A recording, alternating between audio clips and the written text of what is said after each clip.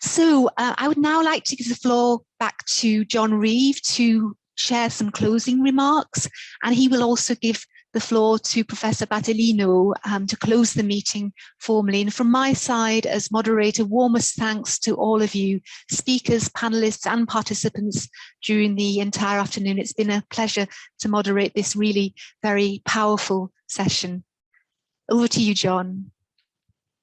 Thank you, Nicola, and thank you so much for your excellent moderation of the session today. We began the session with patients, with the moving stories of two patients suffering with FH, and I feel very privileged to close it as a representative of our European network of patient organisations. It's been a very powerful meeting. We've seen strong consensus and commitment from all parties on the next steps for FH paediatric screening in Europe. Our journey this afternoon started with the stark reality of patients who live with this most common undiagnosed condition and the tragedies that could have been avoided. We heard about the unmet needs of millions of patients and citizens in the greater Europe with FH, and therefore at risk from premature heart attack and stroke.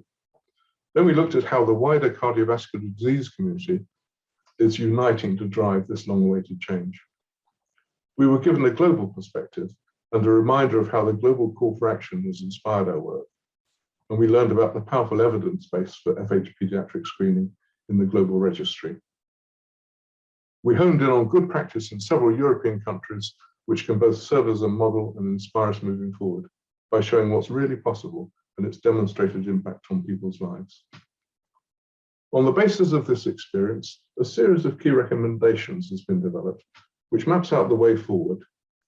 In the session on consensus building, our close allies and fellow stakeholders discussed these and were unequivocal in their view that we can build on these achievements to date. We do not need to reinvent the wheel, but we do need to address fragmentation and piecemeal approaches. FH paediatric screening in the EU and the wider Europe is achievable with the right political will, smart investment, and genuine partnerships that include patients and citizens as equal players. This was reiterated in our final session of the day, in which we discussed with policymakers how to move forward, covering the role of national governments, the role of the European institutions, and the role of groups like FH Europe. Today, I believe we've agreed on a common vision and a common mission. As I said a few minutes ago, in 3 years' time, we can be well on the way to a systemic approach to FH paediatric screening in all European countries. We will shortly have a robust action plan, strengthened through your contributions, and we all have a distinct and a collective role to play in this. The time to act is now. As Professor Gidding said, we've been talking about it since the 1998 Geneva meeting with very uneven progress. We all agree today that now the time is right. We need to move to implementation and get the job done. We're delighted that the Slovenian EU Council Presidency has championed this work to mobilize fellow member states, and we look to the upcoming French presidency to pick up the baton. The message from the Commission is loud and clear. There are opportunities through new funding programs to nurture and support EU cooperation on FH screening. It's also clear that we have the backing of the vibrant European Heart Group. As President of FH Europe, I commit my organisation to being a convener, an accelerator, and, if I might say, a benevolent watchdog to ensure that we deliver on our commitments today.